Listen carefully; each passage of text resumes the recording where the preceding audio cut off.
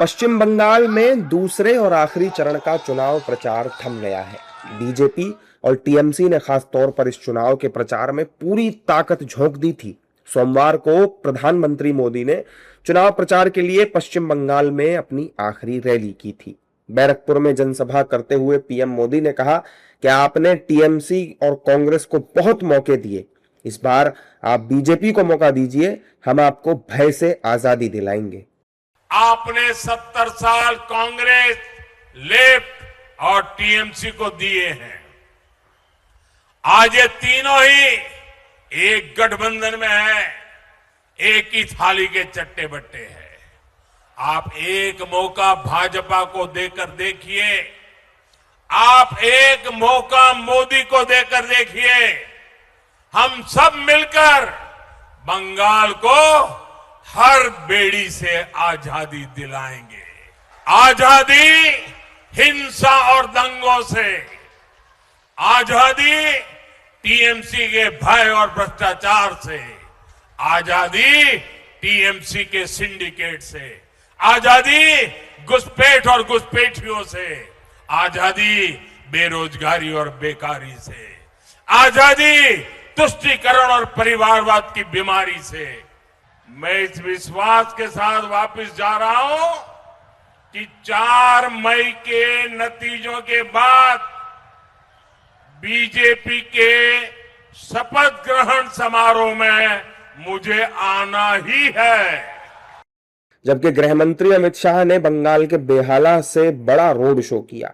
उन्होंने दक्षिण कोलकाता के इस महत्वपूर्ण इलाके में भव्य रोड शो करने के बाद जनसभा को संबोधित किया और मतदाताओं को सुरक्षा का भरोसा दिया। और किसी को 4 शादी का छुट्टी होना चाहिए क्या? जोर से बोलो, होना चाहिए क्या?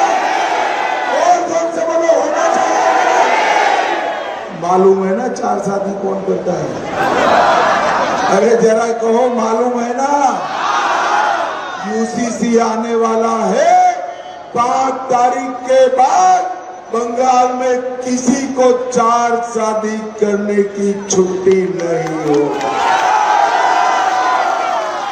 ट्रिपल तलाक समाप्त हो जाएगा और यूसीसी लागू होकर। अंत में मैं एक ही सवाल पूछना चाहता हूं भाई।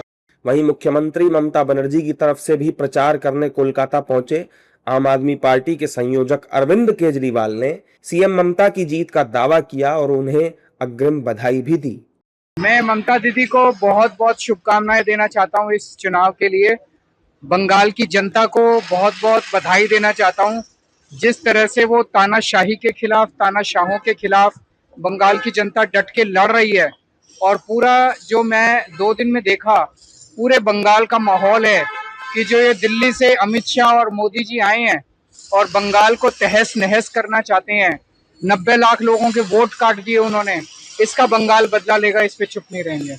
चुनाव प्रचार के बीच पीएम मोदी और ममता बनर्जी की एक और तस्वीर वायरल हुई। रविवार को पीएम मोदी फूलों की दुकान पर पहुंच गए, जहां उन्होंने कमल के फूल की माला खरीदी, तो दूसरी तरफ ममता बनर्जी सब्जी मंडी पहुंच गई और सब्जी खरीदती हुई नजर आई। बहरहाल चुनाव प्रचार खत्म हो चुका है। राजनीतिक दलों ने अपना काम कर दिया है और अब बारी जनता की है। जनता को तय करना है कि सत्ता में किसे बिठाना है। बंगाल में दूसरे चरण का मतदान 29 अप्रैल यानी बुधवार को है, जबकि इसके नतीजे 4 मई को आएंगे।